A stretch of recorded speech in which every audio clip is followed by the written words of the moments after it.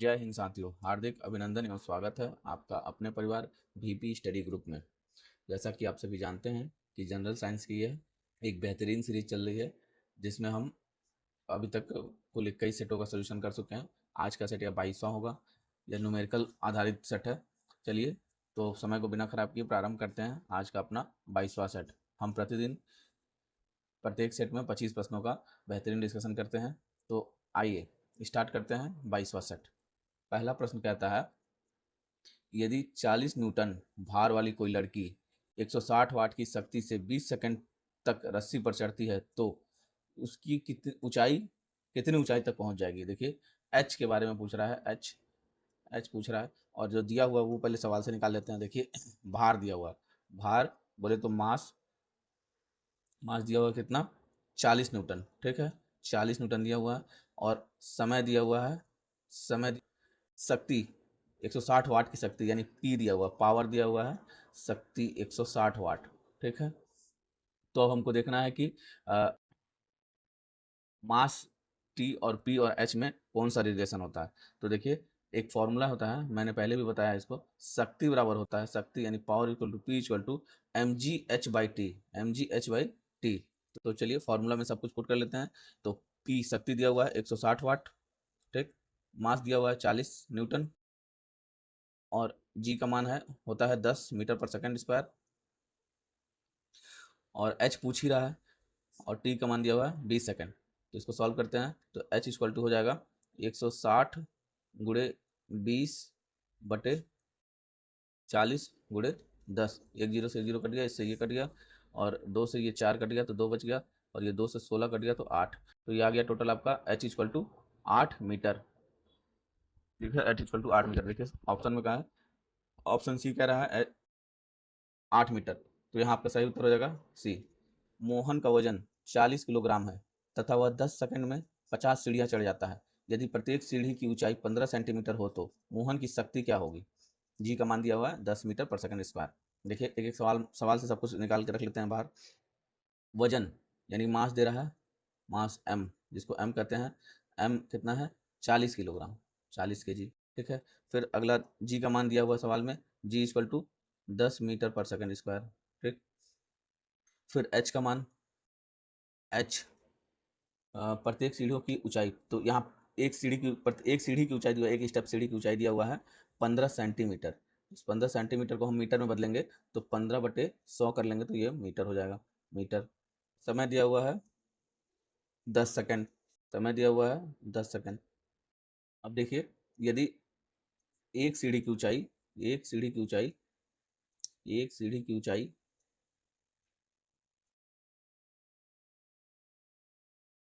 15/10 metre है, 15/100 metre है, तब 50 सीढ़ियों की ऊंचाई, 50 सीढ़ी की ऊंचाई, 50 सीढ़ी की ऊंचाई। ठीक, तो 15/100 गुणे 50, ये कर देंगे तो हो जाएगा आपका 50/2 यानी 7.5 मीटर। तो आपको यहाँ पे हाइट भी मिल गई, टोटल टोटल हाइट, टोटल ऊंचाई मिल गई। अब आते हैं सवाल में, कह रहा है कि मोहन की शक्ति क्या है। तो शक्ति P बराबर होता है mgh/t, mgh/t। तो यहाँ m दिया हुआ है। देखिए, अब सारा कुछ मिल चुका है हमको। तो m दिया हुआ है 40, g का मान है 10, और h का मान 7.5, और समय दिया हुआ है आपका टोटल 10 सेकंड। इसको सॉल्व करते हैं। देखिए, ये 10 से 10 सीधे सीधे कट गया, तो 40 गुणे 7.5, इसको यदि आप गुणा करेंगे तो आ जाएगा आपका 300 वाट। पावर शक्ति की इकाई वाट। तो यहाँ पे आपका सही उत्तर हो जाएगा सी। 3 नंबर प्रश्न देखते हैं। 0.00542 का कोटि मान क्या है। तो सबसे पहले कोटि मान क्या होता है, देखिए, कोटि मान को 10 की घात के रूप में इस प्रकार लिखा जाता है कि संख्या का एक अंक दशमलव से पहले आए तथा शेष अंक दशमलव के बाद आए। मान लीजिए कि यह संख्या दिया हुआ है 0.00542, तो संख्या इसमें संख्या 542 है। तो संख्या का एक मान यानी 5 दशमलव, यहाँ पे दशमलव है अगर, तो 5 दशमलव के पहले आए और बाकी दशमलव के बाद आए, तो दशमलव के बाद आए, तो इस तरह हो जाए। तो अब इसको इस रूप में बदलने के लिए क्या करना होगा, देखिए, दस दशमलव को यहाँ पे लाने के लिए 1 2 3 अंक घसकाना होगा इधर। तो हम दशमलव को इधर लाते हैं, तो 0.005 10.3 अंक हो गया, और 4 2 5, तो ऐसा करेंगे तो इसको 10 ये -3 हो जाएगा। ठीक, अब ये मान हो गया 5.42 × 10⁻³ अब देखिए, यदि यहाँ पे याद रखिए आप कोटि मान निकालते समय, यदि ये एक पॉइंट है, इसको याद रखना है, यदि 3.6 से कोई अधिक मान है, 3.6 से अधिक मान है, 3.6 से अधिक होता है, तब हम इसमें क्या करते हैं कि 10⁻1 बढ़ा लेते हैं। क्या करते हैं? 10⁻1 बढ़ा लेते हैं, तो अब ये हो गया आपका 5.42 × 10⁻³ और एक बढ़ाएंगे तो × 10⁻1, तो अब इसका गुणा हो जाएगा, तो ये हो जाएगा 5.42 × 10⁻²। तो यहाँ जो 10 का जो मान होता है, हम लिखे थे 10 की घात के रूप में, इस प्रकार लिखा जाता है कि दशमलव से पहले आए तो शेष अंक दशमलव के बाद हो। कोटि मान को 10 के पावर की घात में लिखते हैं, तो यही है इसका कोटि मान 10⁻²। तो देखिए ऑप्शन में कहाँ है 10⁻², यहाँ पे है ये ऑप्शन में, तो यहाँ पर डी हो गया सही। आइए एक प्रश्न और देखते हैं। 4 नंबर प्रश्न कह रहा है 1.6 × 10⁻6 का कोटि मान होगा। तो 1.6 × 10⁻6 का कोटि मान क्या होगा? देखिए यह मान जो है वो 3.16 से कम है, तो यहाँ कुछ घटाने बढ़ाने की जरूरत नहीं है, उसके साथ गुणा में और उसी फॉर्मेट में भी दिया हुआ है, एक अंक दशमलव के पहले और बाकी अंक दशमलव के बाद। तो इसमें बस तब देखते हैं कि 10 की घात क्या है, वही उसका कोटि मान हो जाता है। यहाँ भी हमने बताया कि कोटि मान को 10 की घात के रूप में इस प्रकार लिखा जाता है कि संख्या का एक अंक दशमलव से पहले आए तथा शेष अंक दशमलव के बाद आए। तो संख्या, ये टोटल संख्या, इसमें दो ही संख्या है, तो एक अंक दशमलव के पहले आ रहा है, एक अंक दशमलव के पहले आ रहा है और बाकी संख्या के बाद आ रहा है, तो इसका घात हो जाएगा 10⁻6। कोटि मान का घात हो जाएगा 10⁻6, तो डी इसका सही उत्तर हो गया। चलिए 5 नंबर प्रश्न देखते हैं। 5 नंबर प्रश्न कहता है एक गोली को 196 मीटर पर सेकंड के वेग से सीधा ऊपर की ओर दागा जाता है, बंदूक की गोली कितनी अधिकतम ऊंचाई तक पहुंचेगी? एच का मान पूछ रहा है। चलिए सवाल में देखते हैं क्या क्या दिया हुआ है। देखिए हम आपको शुरू से बताते आ रहे हैं कि एक वेलोसिटी v होता है, इसको हम बोलते हैं अंतिम वेग, v अंतिम वेग, और एक होता है u, इसको बोलते हैं प्रारंभिक वेग। ठीक, प्रारंभिक वेग। तो आप जरा बताइए कि एक गोली 196 मीटर की वेग से सीधे ऊपर की ओर फेंका जा रहा है, तो उसका जो प्रारंभिक वेग होगा, जो शुरुआत इनिशियल होगा, वो तो प्रारंभिक वेग तो 0 होगा, क्योंकि वहीं से स्टार्ट हुआ होगा, तो प्रारंभिक वेग हो गया 0 और अंतिम वेग हो गया 196 मीटर पर सेकंड। ठीक, तो अंतिम वेग और प्रारंभिक वेग मिल गया। तो और कह रहा है कि बंदूक की गोली कितनी अधिकतम ऊंचाई तक, तो एच का मान पूछ रहा है। ठीक, गति के समीकरण से एक रूल लगता है, देखिए एक फार्मूला होता है v² equal to u² plus 2gh। ठीक, हमने पीछे भी वीडियो में बताया हुआ है इसके बारे में बहुत अच्छे से। तो v² equal to u² plus 2gh, तो इसमें देखिए v का मान दिया हुआ है 196 गुणे 196, स्क्वायर है तो गुणा कर लेंगे, u² यानी 0 का स्क्वायर और प्लस 2g का मान 9.8 दिया हुआ प्रश्न में, और h पूछ ही रहा है, तो h यहाँ लिख लिए। अब इसको सॉल्व करते हैं। देखिए 196 गुणे 196 बराबर 2 गुणे 9.8 इंटू एच। ठीक, तो यहाँ पे h बराबर हो जाएगा 196 गुणे 196 बटे 0.8 इंटू 2 करते हैं तो 8 दूना 16, 6 हाथ में लगा 1, 9 दूना 18, 1 19, एक अंक के बाद दशमलव है, तो ये हो गया आपका 19.6।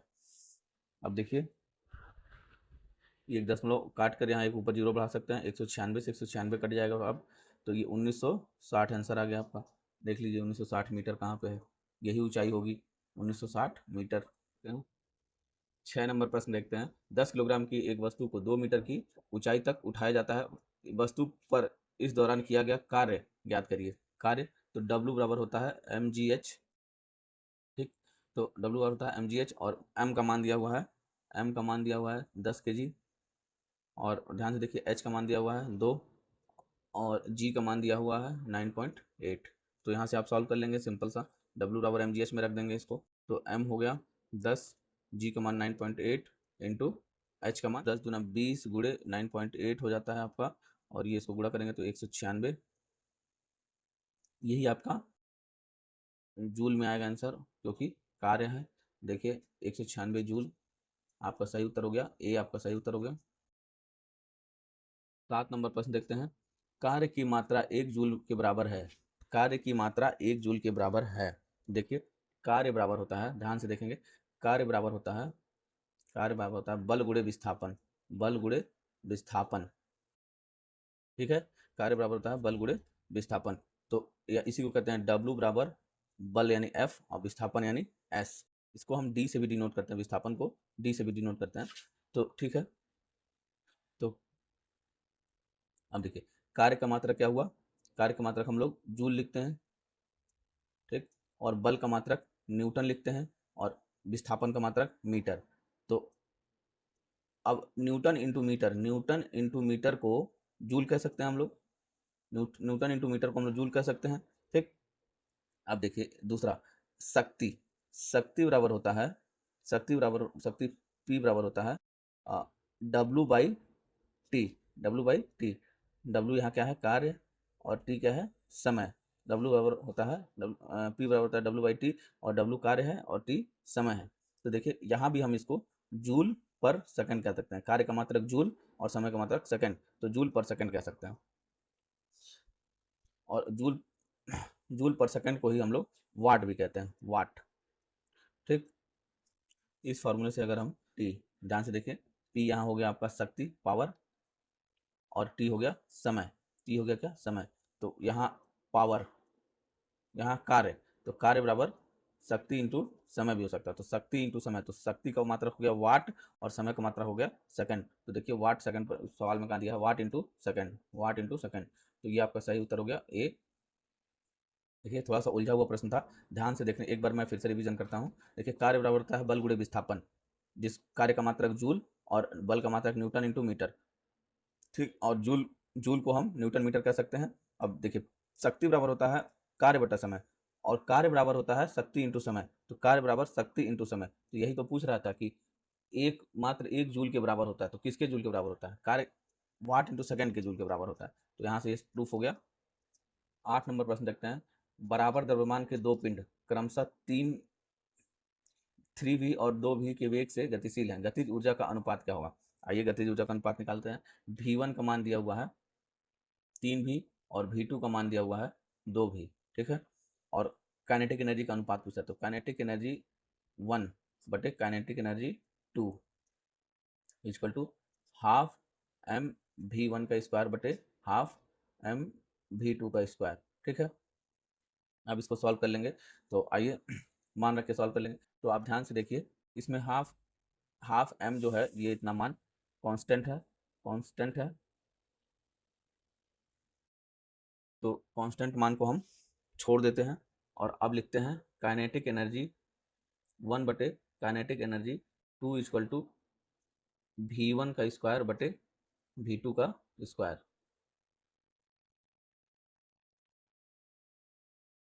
अब v1 v2 का मान रख देते हैं इसमें। तो v1 का मान है 3v का स्क्वायर बटे और 2v का स्क्वायर। ठीक है, तो काइनेटिक एनर्जी 1 बटे काइनेटिक एनर्जी 2, 3 तरीका 9v बटे 2 दूना 4v, v से v कट गया। अब आपको काइनेटिक एनर्जी 1 रेशियो में देखें अगर, तो kinetic energy 2 equal to 9 ratio 4। देखिए मान आ गया आपका, ये हो गया आपका ऑप्शन ए सही उत्तर। चलिए 9 नंबर प्रश्न देखते हैं। एक पिंड पर 40 न्यूटन का बल लगता है, यदि बल की क्रिया रेखा तथा विस्थापन की दिशा 45 डिग्री का कोण हो तो पिंड को 2 मीटर विस्थापित करने में किया गया कार्य बताइए। तो देखिए हम पहले शुरू से ही बताते आ रहे हैं कि एक फॉर्मूला होता है कार्य बराबर, कार्य बराबर एफ एस या एफ डी। ठीक, और इसी का एक और फार्मूला था F S into cos theta, F S cos theta. जब सवाल में एंगल दिया हुआ हो, कोई कोण दिया हुआ हो, तो देखिए यहाँ पे सवाल में कोण दिया हुआ है, एंगल दिया हुआ है, थीटा का मान दिया हुआ है। तो अब निकाल लेते हैं सवाल से क्या क्या है, 40 न्यूटन, कितना दिया हुआ है 40 न्यूटन। और यदि बोला क्रिया विस्थापन, विस्थापन की दिशा में, तो विस्थापन की दिशा में यानी थीटा का मान दिया हुआ है 45 डिग्री। ठीक, कोण बनाया था तो 2 मीटर विस्थापित, और एस का मान दिया हुआ कितना, 2 मीटर। तो अब फॉर्मूला आपको लगा देंगे कि W बराबर F S cos theta, W बराबर W बराबर एफ एस कॉस थीटा, यहाँ रख लेते हैं। F का मान 40 न्यूटन, S का मान 2 मीटर और कॉस थीटा का मान कॉस 45 डिग्री है कि कॉस 45 डिग्री का मान होता है 1/√2। ठीक, तो यहाँ हो गया 40 गुणे 2 गुणे 1/√2। इसको आप सॉल्व करते हैं। देखिए 40 गुणे 2 गुणे 1/√2 को सॉल्व करने के लिए ऊपर नीचे √2 से गुणा भाग करते हैं। ठीक, तो ये हो जाता है आपका 40 गुणे 2 गुणे ये √2 से √2 कट के 2 आएगा, तो 1/2 इंटू √2 और 2 से 2 कट गया तो ये आपका आ जाएगा 40√2। ये आपका सही उत्तर हो गया 40√2।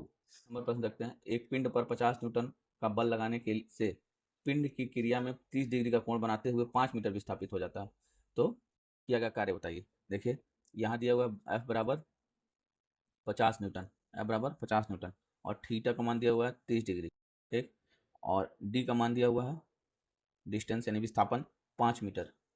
तो देख लीजिए W बराबर एफ एस कॉस थीटा लगा देंगे, एफ डी या F S cos theta, F D cos theta, इसी को हम लोग ऐसे भी लिखते हैं W बराबर एफ एस कॉस थीटा। ठीक, तो अब यहाँ मान रख लेते हैं। W बराबर एफ को मान दिया हुआ है 50, एस का मान दिया हुआ है 5 और कॉस थीटा का मान दिया हुआ है 30 डिग्री, कॉस 30 डिग्री। तो आपको पता है कि कॉस 30 डिग्री का मान होता है √3/2। ज्योमेट्री में आपने पढ़ा होगा कॉस 30 डिग्री का मान होता है √3/2। तो यहाँ पे हो गया 50 गुणे 5 गुणे √3/2। अब देखिए इसको सॉल्व करते हैं तो 2 से 50 कट गया 25 बार में, तो 25 गुणे 25, 25 गुणे 5 गुणे √3, अब 25 बचे 125√3। तो देख लीजिए 125√3 कहाँ है, 125√3 सी में है, तो आपका सही उत्तर हो गया ऑप्शन सी। 11 नंबर प्रश्न देखते हैं। एक साइकिल सवार 10 न्यूटन का घर्षण बल कार्य करता है, वह 2 मीटर की चाल से जा रहा है, तो उसकी सामर्थ्य क्या होगी। सामर्थ्य, सामर्थ्य का अर्थ होता है पावर। सामर्थ्य को ही हम लोग शक्ति भी कहते हैं। सामर्थ्य की आपकी कितनी सामर्थ्य है, आपकी कितनी शक्ति है, तो सामर्थ्य को क्या कहते हैं, शक्ति, इसी कहते हैं शक्ति या पावर। ठीक है, तो आगे देखते हैं। सवाल में दिया हुआ है कि 10 न्यूटन यानी फोर्स दिया हुआ है कि 10 नहीं 100 न्यूटन फोर्स दिया हुआ है, 100 न्यूटन, और वेलोसिटी वेग दिया हुआ है v 2 मीटर पर सेकंड। तो f और v दिया हुआ है, तो देखिए अब ध्यान से f और v में हमने तो कोई रिलेशन पढ़ा नहीं है। एक फॉर्मूला होता है p बराबर W/t, और आपने अभी पढ़ा कि W बराबर एफ एस कॉस थीटा होता है, या W बराबर f इंटू एस होता है। तो W का मान यहाँ पे हम एफ एस रख देते हैं, एफ एस और बटे t। और देखिए आप एक ये फॉर्मूला पढ़ते आ रहे हैं कि चाल बराबर होता है दूरी बटा समय, दूरी बटा समय। ठीक, और दूरी, दूरी यानी डिस्टेंस s के रूप में और समय यानी t। तो आप ध्यान से देखिए, हम कलर चेंज करके बताने की कोशिश कर रहे हैं। ध्यान से देखिए कि यहाँ f s बटे t, तो ये क्या है, ये यहाँ पे ये चाल दिया हुआ है, चाल यानी इसी को भी कहा जाएगा। तो अब यहाँ पे आप लिख सकते हैं कि p इक्वल टू W/t या एफ एस बाई टी, जिसमें एस बाई जो टी है, ये एस बाई टी को ही हम चाल कहते हैं। तो हम आप यहाँ लिख देते हैं p equal to F into चाल को हम क्या कहते हैं, वेलोसिटी v, तो f इंटू v। अब हो गया हमारा फार्मूला, हमको f और v देखिए सवाल में दिया हुआ था f और v, तो अब पावर निकल जाएगा p equal to F into v। तो f का मान हो गया 100 और v का मान हो गया 2, तो यहाँ निकल गया हमको 200 वाट, पावर है तो वाट। देखिए सवाल को कितना घुमा के पूछते हैं सब। 12 नंबर प्रश्न, दो वस्तुओं के ताप में 25 डिग्री का अंतर है, यह अंतर फॉरेनहाइट में बताइए। तो डिग्री, ये 25 डिग्री सेल्सियस दिया हुआ है, तो डिग्री सेल्सियस और फॉरेनहाइट के बीच का रिलेशन देखते हैं। तो C/5 इक्वल टू F/9। तो अब इन दोनों के बीच में डिग्री सी दिया हुआ है, तो 25/5 बराबर F इंटू 9।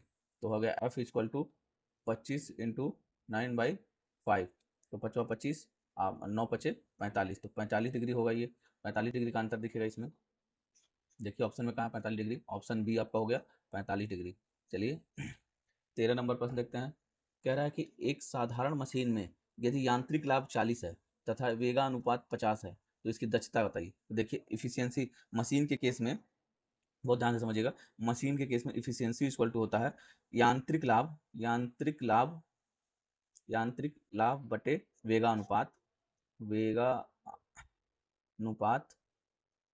वेगानुपात इंटू परसेंटेज में निकालना है तो इंटू 100। तो यांत्रिक लाभ कितना दिया हुआ है 40, वेगानुपात कितना दिया हुआ है 50 और गुणे 100, जो भी आएगा काट के 50 दूना 100 और 40 दूना 80%। तो 80% आएगा इसकी इफिशियंसी, इसकी दक्षता आएगी 80%। ए ऑप्शन सही हो गया। 14 नंबर प्रश्न देखते हैं। कह रहा है कि एक प्रसारण केंद्र 71 गुणे 10 की पावर 4 हर्ट्ज की आवृत्ति और 3 गुणे 10 की पावर 8 मीटर प्रति सेकंड की गति के साथ तरंगों को प्रसारित करता है, तो तरंग दैर्ध्य लैम्डा क्या होगा? लैम्डा का मान पूछ रहा है। तो देखिए इस प्रकार का प्रश्न आप पहले ही बना चुके हैं। तो आवृत्ति जो n दिया हुआ है 71 गुणे 10⁴ हर्ट्ज और मीटर पर सेकंड यानी वेग v दिया हुआ है 3 गुणे 10⁸ मीटर पर सेकंड। ठीक, तो अब पूछ रहा आपसे लैम्डा का मान।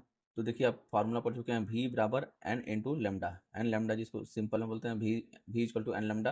तो v का मान यहाँ पे आप रख दीजिए 3 गुणे 10⁸ बराबर n का मान दिया हुआ 71 गुणे 10⁴ इंटू लैम्डा का मान, लैम्डा हो गया, लैम्डा पूछ ही रहा है। तो यहाँ से लैम्डा इक्वल टू 3 गुणे 10⁸ बटे 71 गुणे 10⁴। अब देखिए इसको सॉल्व करते हैं। ओके, लैम्डा इक्वल टू 3 गुणे 10⁸ को हम लोग 10⁴ इंटू 10⁴ लिख सकते हैं और बटे 71 गुणे 10⁴। तो 1 10 से 4, 1 से 10 4 कट गया। अब हमारे पास बच गया 3 गुणे 10⁴, यानी इसको हम प्रसारित करेंगे तो ये हो जाएगा 10⁴ यानी 10,000 और गुणे बटे 71। अब इसको सॉल्व करेंगे तो ये आएगा आपका 30,000 बटे 71। 30,000 बटे 71 को भाग दिया जाएगा तो ये कट कर आ जाएगा आपका 422.53। तो यहाँ पे हो गया 422.5। ये सही उत्तर हो जाएगा आपका सी। बस इसमें कैलकुलेशन करना था। 15 नंबर प्रश्न देखते हैं। 15 नंबर प्रश्न कहता है कि एक ध्वनि तरंग की गति 340 मीटर पर सेकंड है। यदि इसकी तरंग दैर्ध्य 2 सेंटीमीटर है तो आवृत्ति ज्ञात करिए। तो v इक्वल टू होता है n लैम्डा, और ये जो n होता है इसी को हम आवृत्ति कहते हैं, आवृत्ति, और इसी को हम लोग फ्रिक्वेंसी भी कहते हैं। तो हम इसको ऐसे भी लिख सकते हैं, v equal to f lambda, ऐसे भी लिखा जा सकता है। ठीक, तो अब यहाँ पे v का मान दिया हुआ है क्या 340 मीटर पर सेकंड। ठीक है, और लैम्डा का मान दिया हुआ है 2 सेंटीमीटर। 2 सेंटीमीटर को मीटर में बदलेंगे तो 2/100 से भाग दे देंगे तो ये मीटर में आ जाएगा, और 100 से भाग देंगे तो ये आपका 0.02 मीटर हो जाएगा। तो लैम्डा का मान 0.02 मीटर। अब फॉर्मूला में सब कुछ पुट कर लेते हैं। देखिए v का मान दिया हुआ 340, एन पूछ ही रहा है, और इंटू लैम्डा का मान हो गया 0.02। तो एन इक्वल टू 340 बटे 0.02। ये दशमलव हटाएंगे तो ऊपर 2 जीरो बढ़ा लेंगे तो ये हो गया आपका 34,000 बटे 2। अब इसको सॉल्व करेंगे तो ये आ जाएगा 17 दूना 34, 17,000। तो 17,000 हर्ट्ज कहाँ, देखिए 17,000 हर्ट्ज ऑप्शन ए में दिया हुआ है। ऑप्शन ए में सही उत्तर हो जाएगा ए। 16 नंबर प्रश्न देखते हैं। यदि किसी ध्वनि तरंग की आवृत्ति 50 हर्ट्ज है तो इसका आवर्तकाल ज्ञात करिए। तो देखिए आवर्तकाल ज्ञात करिए। तो आवर्तकाल का फॉर्मूला होता है आवृत्ति, पहले सवाल में देखते हैं। आवृत्ति जो है, आवृत्ति कितनी है 50 हर्ट्ज। तो आवर्तकाल पूछ रहा है, तो आवर्तकाल टी कहलाता है। तो आवर्तकाल टी पूछ रहा है यहाँ पे, और फॉर्मूला होता है T equal to 1/f। T equal to आवर्तकाल इक्वल टू 1 बटा फ्रिक्वेंसी, 1 बटे आवृत्ति। इसको हम यहाँ पे लिख भी लेते हैं, आवर्तकाल इक्वल टू 1 बटा आवृत्ति, 1 बटे आवृत्ति।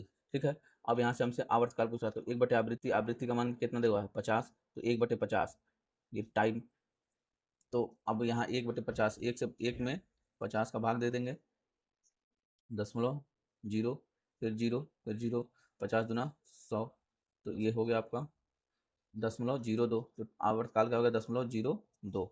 देखिए दिया हुआ 0.02, आवर्तकाल टाइम होता है तो सेकंड, आवर्तकाल सेकंड होता है, तो 0.02 ये ऑप्शन बी में दिया हुआ आपका सही उत्तर। तो ऑप्शन सही हो गया बी। 17 नंबर प्रश्न देखते हैं। लंगर डालकर रोकी हुई एक नाव लहरों से घिरी है जिसका तरंग दैर्घ्य 125 मीटर है। लैम्डा का मान कितना हो गया 125 मीटर। यदि तरंगों में चढ़ाव की गति 25 मीटर पर सेकंड है, यानी वेग वेलोसिटी दिया हुआ है भी 25 मीटर पर सेकंड, ठीक है। नाव में हिलने की आवृत्ति, नाव अगर कंपन कर रही है, लहरों की वजह से कंपन कर रही है, तो उसकी फ्रिक्वेंसी क्या होगी, एफ निकालने के लिए कह रहा है कितना फ्रिक्वेंसी होगी। तो देखिए भी बराबर होता है एन लेमडा, ठीक, या एन को ही एफ लेमडा भी कहते हैं, भी बराबर एफ लेमडा। तो भी का मान दिया हुआ है 25, फ्रिक्वेंसी पूछ रहा है, लेमडा है लेमडा का मान है 125, तो एफ बराबर हो गया 25 बटे 125। अब 25 बटे 125 इसको काटेंगे तो 1/5 आएगा, और f इक्वल टू 1/5, 1/5 को काटेंगे तो दशमलव हर्ट्ज में मापी जाती है, तो हर्ट्ज हो गया आवृत्ति। देखिए ऑप्शन ए में दिया हुआ है, ए सही उत्तर हो जाएगा। 18 नंबर प्रश्न देखते हैं। Al2SO4 का होल थ्राइस, Al2SO4 का होल थ्राइस में ऑक्सीजन का प्रतिशत क्या है। देखिए इसमें हम देख लेते हैं क्या क्या दिया हुआ। एल्युमिनियम है, सल्फर है और ऑक्सीजन है। एल्युमिनियम एल्युमिनियम है, सल्फर है और ऑक्सीजन है। तो एल्युमिनियम का परमाणु क्रमांक होता है 26.08, और सल्फर का परमाणु क्रमांक होता है 32.06, और ऑक्सीजन का परमाणु क्रमांक होता है 16। L2SO4 का होल थ्राइस में एल्युमिनियम का हो गया परमाणु क्रमांक 26, सल्फर का हो गया 32 और ऑक्सीजन का होता है 16। तो एल्युमिनियम के कितने अणु हैं, 2 अणु, ठीक है। और सल्फर का कितने अणु है, सल्फर के 3 अणु। और SO4 का होल थ्राइस, तो 4 का होल थ्राइस यानी ऑक्सीजन के कितने अणु हैं, तो 4 तिहाई 12 अणु, तो 12। तो ये टोटल इनका अणु बाहर निकल जाएगा। तो आइए गुणा कर लेते हैं फटाक से। Al2SO4 के होल थ्राइस का टोटल अणुभार, टोटल अणुभार हो गया आपका, देखिए 53.96 प्लस 96.18 प्लस 196, इसको जोड़ेंगे तो आएगा 342.14। अब इसमें पूछ रहा है आपसे कि ऑक्सीजन का प्रतिशत क्या है, तो इसमें ऑक्सीजन का अणुभार कितना है टोटल 196। तो जिसको सवाल में जिसका प्रतिशत भार पूछे कि कितना प्रतिशत है ऑक्सीजन इसमें, तो जिसको पूछे उसको ऊपर रख लेते हैं, और जिससे तुलना करता है, यानी तुलना कर रहा है Al2SO4 के होल थ्राइस यानी टोटल से, तो टोटल से तुलना करें तो उसको नीचे रख लेते हैं, तो 342.14, और परसेंटेज निकालना है तो गुड़े 100। इसको अगर हम सॉल्व कर दें, इसको सॉल्व करने के बाद आएगा 56.12%। तो आप इसको सॉल्व कर लीजिएगा, तो 56.12%, ये आपका सही उत्तर हो जाएगा, सी ऑप्शन। 19 नंबर प्रश्न करता है। एक H2O अणु में उपस्थित हाइड्रोजन की प्रतिशतता क्या है। पहले देख लेते हैं कि हाइड्रोजन और ऑक्सीजन के बीच का क्या अनुपात होता है। तो हाइड्रोजन हाइड्रोजन का 1 होता है और ऑक्सीजन का 8 होता है, तो इसका रेशियो है 8, और तो टोटल हो गया कितना। अगर हाइड्रोजन की बात करें तो H2O का टोटल हो गया 9, और पूछ रहा है इसमें हाइड्रोजन की प्रतिशतता क्या है, तो जिसको पूछे उसको ऊपर, और जिससे तुलना करे तो टोटल से तुलना कर रहा है 9 से, उसको नीचे, और गुड़े 100 कर देते हैं तो हमको प्रतिशतता निकल जाती है। तो प्रतिशत इक्वल टू 1/9 इंटू 100, इसको काटेंगे हम लोग तो 11.11 आएगा।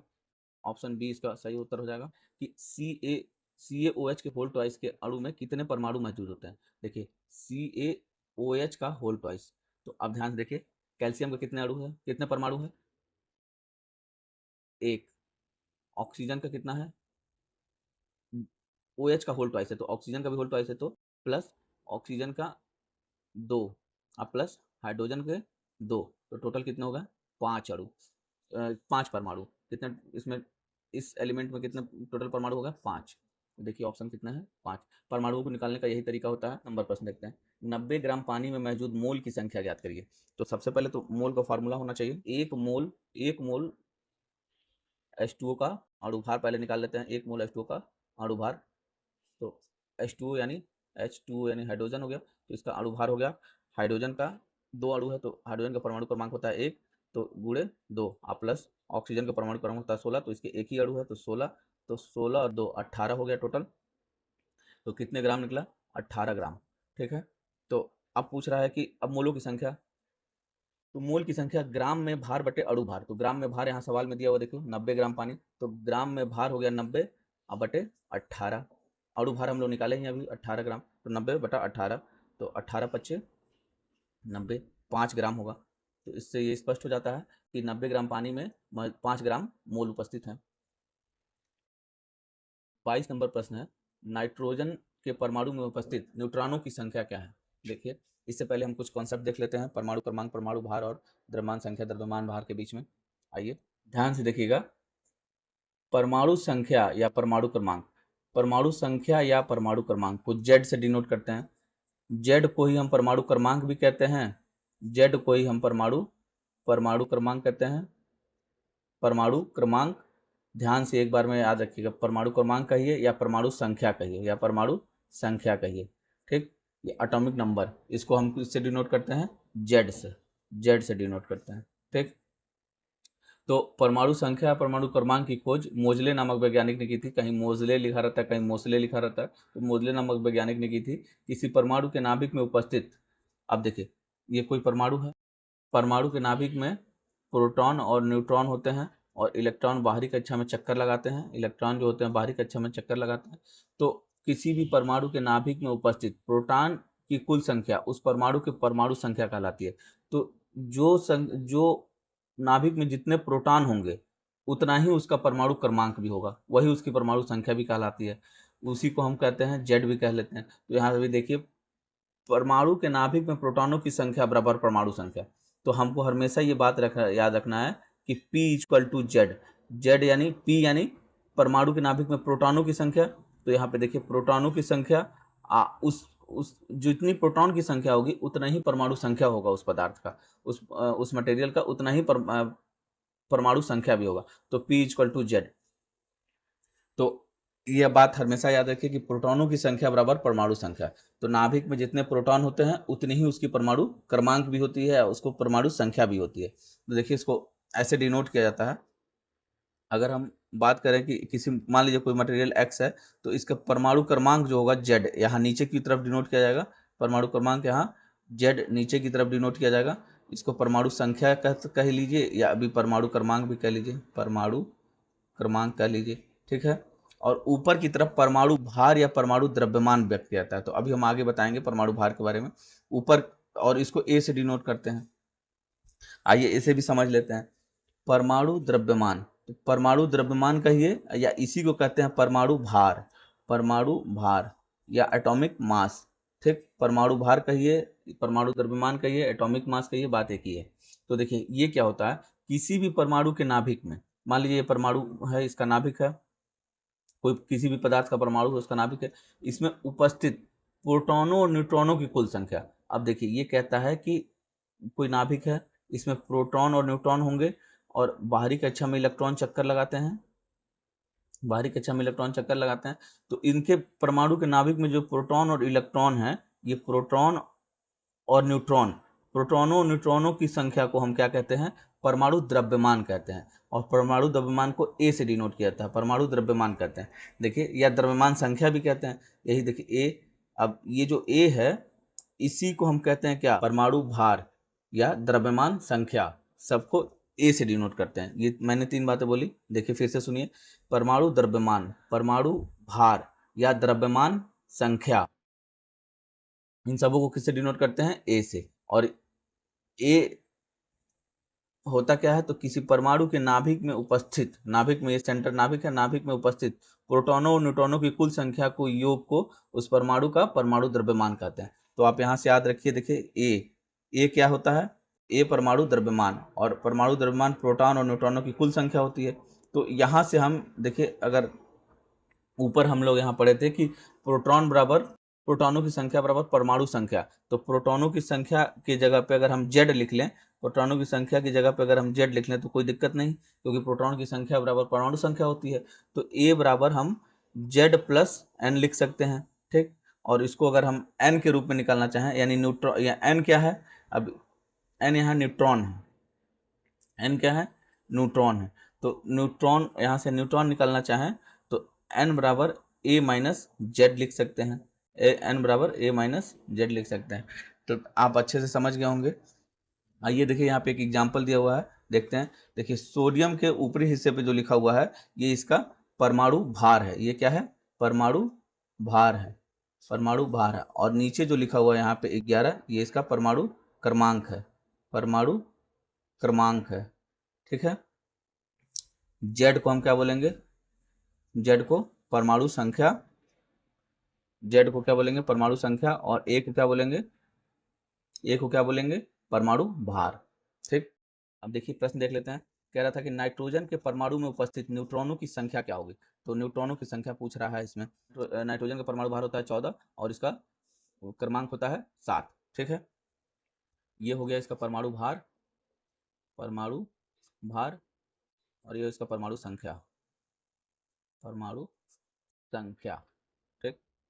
अब पूछ रहा है कि उपस्थित न्यूट्रॉनों की संख्या क्या होगी? तो ए इक्वल टू होता है P plus N, Z equal to होता है पी और पी इक्वल टू होता है ई, इलेक्ट्रॉनों की संख्या, इलेक्ट्रॉन की संख्या, इलेक्ट्रॉन की संख्या।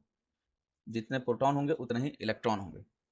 ए हो गया परमाणु भार हो गया 14 और जेड, जेड को ही हम बोलते हैं प्रोटॉन। यहाँ पे बताइए, जेड, जेड को ही बोलते हैं प्रोटॉन। तो जेड हो गया ये 7 और प्लस एन, न्यूट्रॉन की संख्या पूछ रहा है तो उपस्थित न्यूट्रॉनों की संख्या।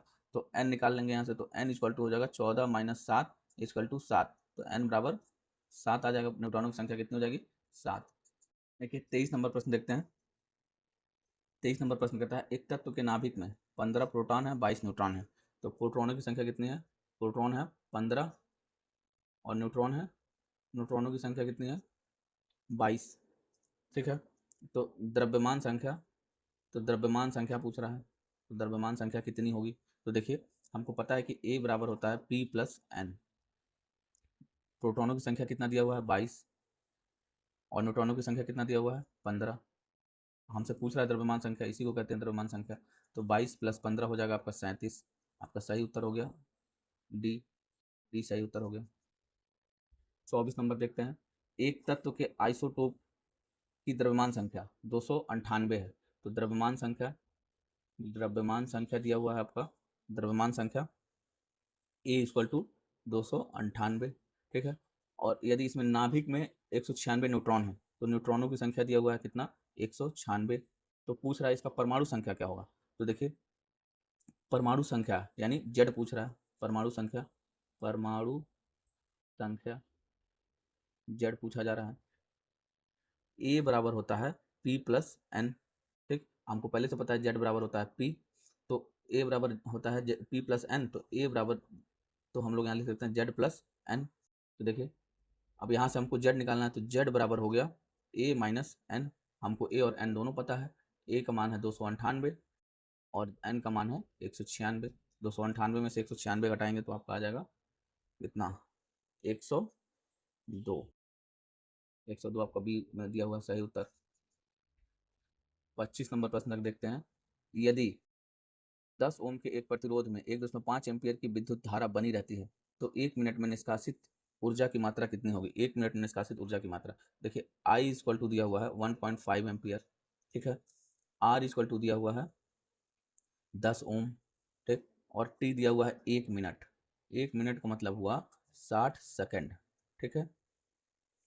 अब पूछ रहा है ऊर्जा की मात्रा। तो देखिए हमको पता है आई आर और टी में एक रिलेशन होता है, एच बराबर होता है आई स्क्वायर आर इंटू टी।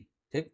एक रिलेशन होता है, एच बराबर होता है आई स्क्वायर आर इंटू टी। तो आई का मान हो गया आपका 1.5, 2 बार दिया हो 1.5 गुड़े आर का मान हो गया 10 और गुड़े समय टी का मान हो गया 60 सेकेंड। ठीक है। 15 में 225 और 225 2 अंक के बाद दशमलव, तो 2 अंक के बाद दशमलव और गुड़े 600। ठीक। और इसको गुणा कर देंगे तो आपका आ जाएगा 1350 जूल। तो आपका सही उत्तर हो गया 1350 जूल। देखिए ऑप्शन का ऑप्शन डी सही कह रहा है, डी, डी हो गया 1350 जूल। चलिए आज की क्लास को इतना ही रखते हैं और फिर मिलते हैं हम आपसे अगली वीडियो में। तब तक के लिए अपना ख्याल रखिए, अच्छे से रहिए और पढ़ते रहिए।